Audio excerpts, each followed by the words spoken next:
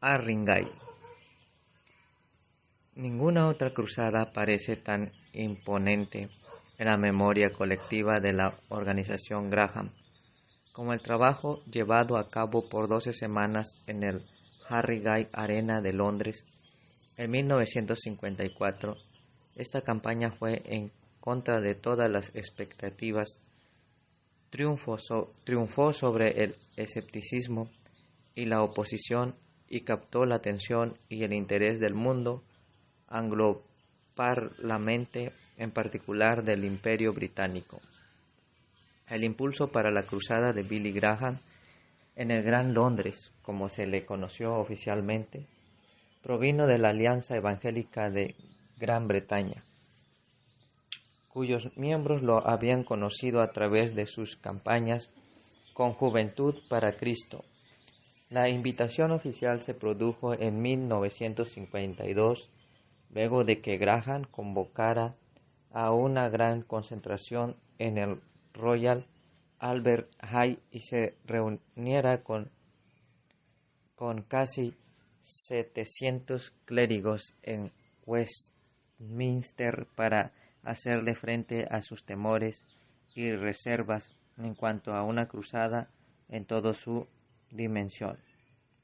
La resistencia había adquirido diversas formas. Un crítico liberal escribió su teología atrasa 50 años con respecto a la erudición contemporánea. No da señales de haber leído nada sobre eso durante las últimas 3 décadas. Va a destiempo con la mayoría de los ministros y pastores. Los calvinistas estrictos objetaban su uso del llamado de la invitación, arguyendo que la salvación la lleva a cabo Dios y no se trata de algo que los seres humanos simplemente pueden elegir, aceptar o rechazar.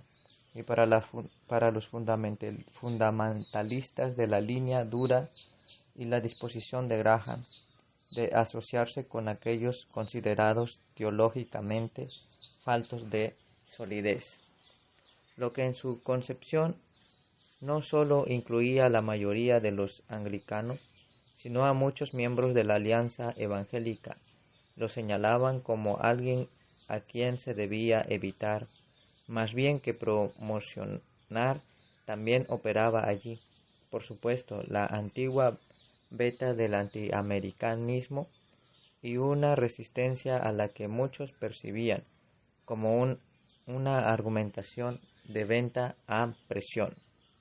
Esa falta de un apoyo amplio llevó a Graham a hacer una pausa, pero él tenía la esperanza de que la extensa red de amistad que había formado durante sus viajes con Juventud para Cristo le consiguiera el apoyo que necesitaba.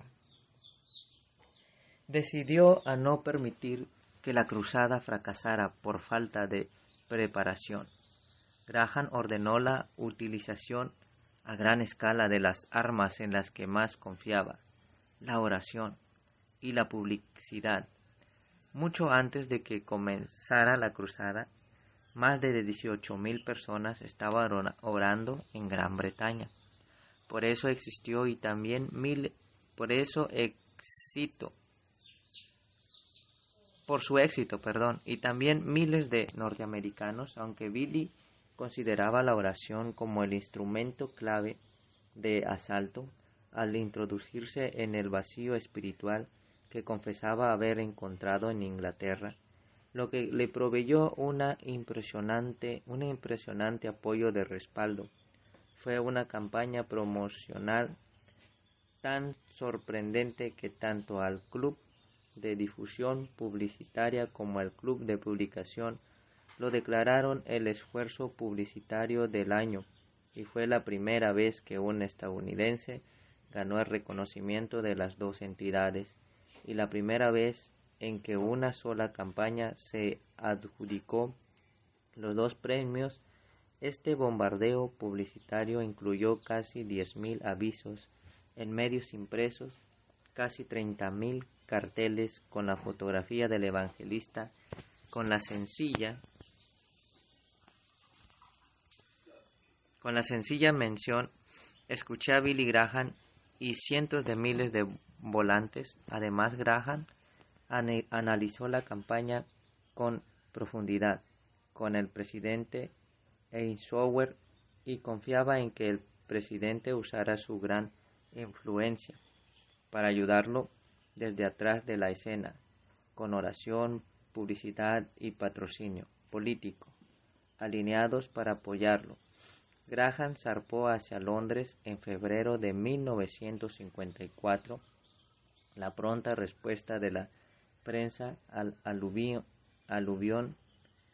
de publicidad previo a la cruzada había sido en gran parte negativa, lanzando dardos burlones con respecto al estilo y esencia de Graham.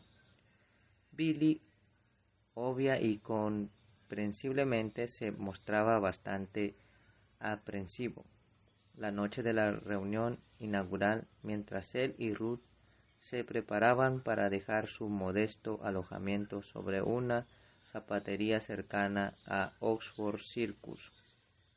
Su asesor clave llamó para informarle que había varios cientos de periodistas, pero que la multitud todavía era muy pequeña.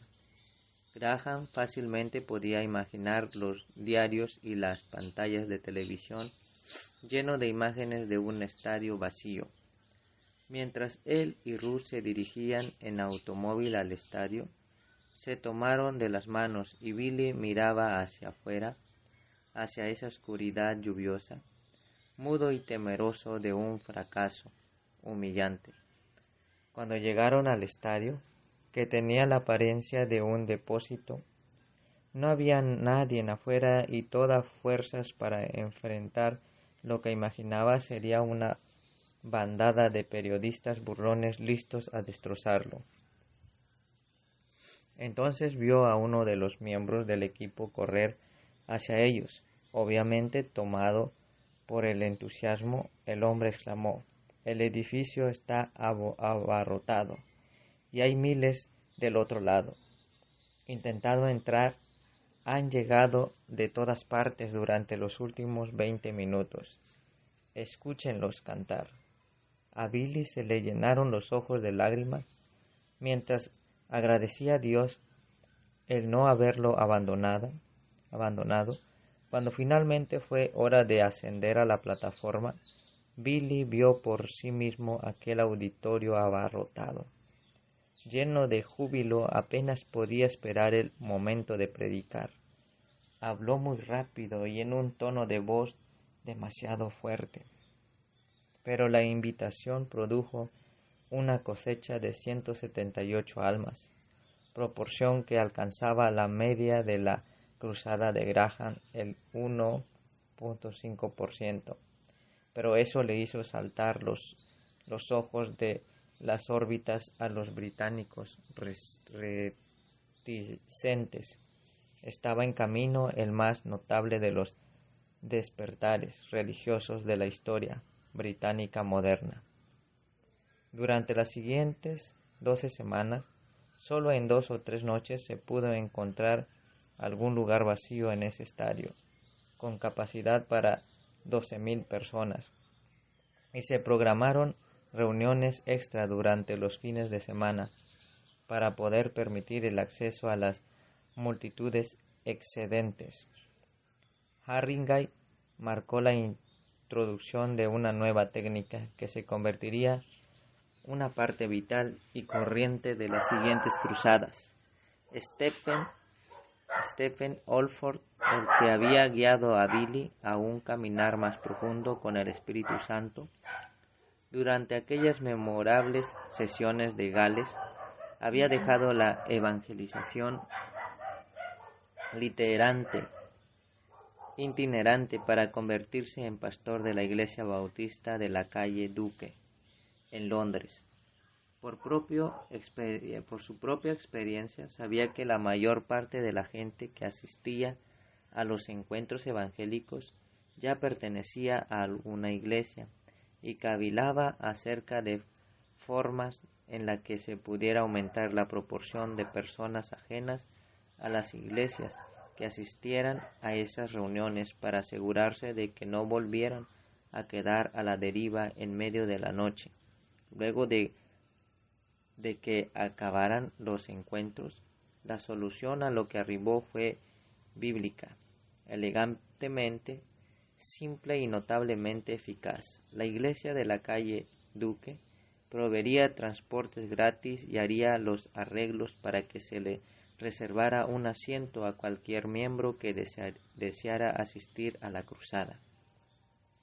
La entrada a la cruzada y el boleto de ómnibus serían libres y gratuitos, pero vendrían en paquetes para no menos de 2 personas, así que todos los miembros de la iglesia que recibieron su boleto tendrían la obligación de llevar al menos una persona no convertida con ellos, con preferencia un amigo, pariente o socio. Alford los llamó la Operación Andrés, por el apóstol cuya primera contribución registrada al ministerio de Jesús fue invitar a su hermano Pedro a que conociera al Mesías. El plan alcanzó un éxito rotundo y se convirtió en una característica habitual de la cruzada de Billy Graham. A medida que la cruzada iba tomando impulso, el problema no era llenar Harringay, sino alcanzar aquellos otras multitudes para que una asistencia regular simplemente no resultaba factible. Por sugerencias de un ingeniero de ABC que había venido junto para ayudar con las transmisiones del programa Hora de Decisión, el equipo experimentó con líneas terrestres de retransmisión que sacaban al aire la reunión por línea telefónica hasta altoparlantes instalados en iglesias o en salones alquilados. Luego de que una instalación primera en el cine Troxet en el sector sur de Londres demostró que la técnica podía funcionar, se contrataron otras líneas y ya en mayo la cruzada estaba saliendo en 430 iglesias y salones alquiladas en 175 diferentes ciudades y pueblos de Inglaterra, Irlanda, Escocia y Gales. En aquellas reuniones, miembros del equipo o líderes de la iglesia locales conducían el canto y las oraciones y levantaban una ofrenda para pagar el costo de retransmisión y el alquiler del salón. Y cuando llegaba el momento del sermón, la transmisión terrestre daba comienzo. Casi en todos los casos, la claridad de la transmisión, a menudo considerable, mejor que el sonido de Harringay, hacía fácil poder encontrarse en el sermón, y algunos observadores notaron que el nivel de atención y respuesta a la invitación era al menos tan bueno, y que a veces aún mejor que en las reuniones en vivo. Al mismo tiempo, debido a que aquellos que conducían los encuentros por lo general eran personas de la iglesia local, y a que la asistencia raramente excedía a unos pocos centenares. Los críticos difícilmente podrían haber señalado que la respuesta a las invitaciones fueron producto de una manipulación emocional producida por el carisma de un profesional. La aclamación popular le ayudó a Graham a que se le abriera una puerta a los círculos del élite. También en Cambridge y en Oxford logró llenos totales. Luego habló en grandes encuentros en la Universidad de Londres, en el Imperial Colegio de Kensington y en la Facultad de Economía de Londres. Casi todos los días Billy hablaba ante un nuevo grupo o se encontraba con líderes políticos o religiosos. Ese ritmo lo agotó, perdió peso y las ojeras alrededor de sus ojos se oscurecieron aún más, pero el entusiasmo y la satisfacción de estar haciendo algo grande para Dios lo mantenían en movimiento. Una reunión al aire libre en Trafalgar Square convocó a un número estimado de 12.000 personas. Más de 40.000 niños se congregaron un sábado a la mañana en la pista de carreras caninas próxima a Harringay para escuchar a Roger y Dale Evans brindarles entretenimiento y darles su testimonio. Una concentración de Viernes Santo en Hyde Park atrajo a otros 40.000 personas, y dos reuniones llevadas a cabo el día de la clausura, una en el Whiteside Stadium, en la otra en el gigantesco estadio de Wembley, convocó pensar en una lluvia torrencial a dos audiencias desbordantes que juntas llegaron a por lo menos 180.000 personas, la mayor multitud jamás reunida en eventos religiosos de la historia británica, aún mayor que cualquier multitud reunida durante las Olimpiadas de Verano de 1948. En Wembley, el arzobispo Canterbury, Geoffrey Fisher, se sentó en la plataforma y dio la bendición. Luego se volvió hacia Grady Wilson y dijo, con cierto asombro melancólico en voz: no creo que jamás volvamos a ver algo como esto, hasta que lleguemos al cielo. Las enormes multitudes y la aclamación amplia fueron tan impresionantes, que hicieron que Graham lograra uno de los momentos que más atesoró de la campaña, una reunión con el primer ministro Winston Churchill.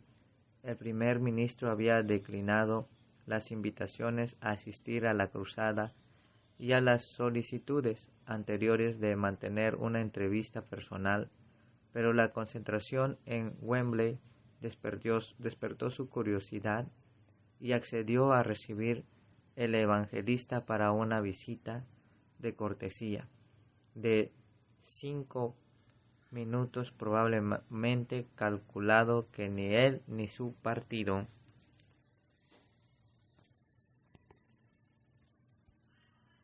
se vieran afectados por hacer un reconocimiento hacia el hombre que había captado de ese modo la atención de la nación.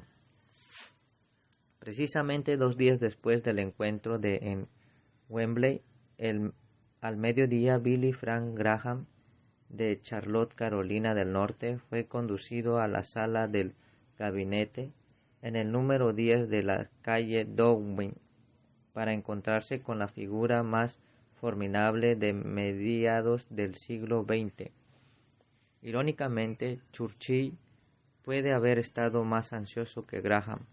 Antes de que Billy llegara, él iba y venía preguntándose en voz alta de qué podría hablar uno con un evangelista norteamericano. Cuando Billy entró al salón, encontró al primer ministro parado junto a una larga mesa de conferencias, con uno de sus famosos cigarros entre los dedos, todavía sin haber sido encendido. Se sorprendió al descubrir que su anfitrión era un hombre de muy baja estatura, pero con todo se sintió impresionado por su presencia. Churchill parecía deprimido. Varias veces dijo: «Soy un hombre viejo, sin esperanzas que dar al mundo».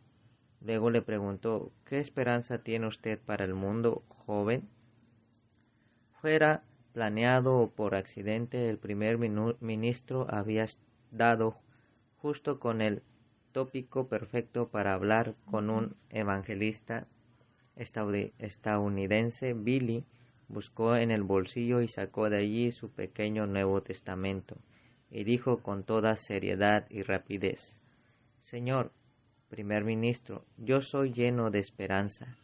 Gesticulando con el Nuevo Testamento en la mano, declaró: «porque yo sé lo que va a suceder en el futuro».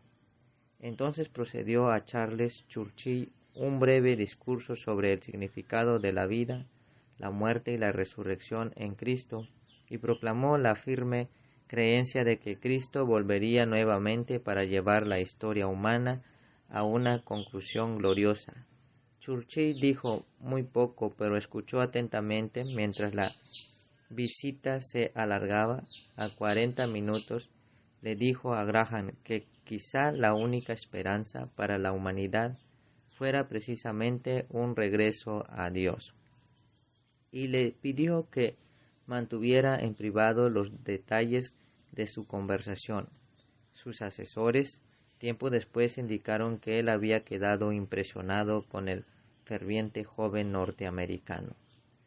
La prueba fundamental de una cruzada evangelística, por supuesto, no tiene que ver con la cantidad o calidad de cobertura periodística, ni con la cantidad de personas famosas favorablemente impresionadas con las que se haya entrado en contacto, sino con lo duradero del impacto sobre los individuos y las instituciones.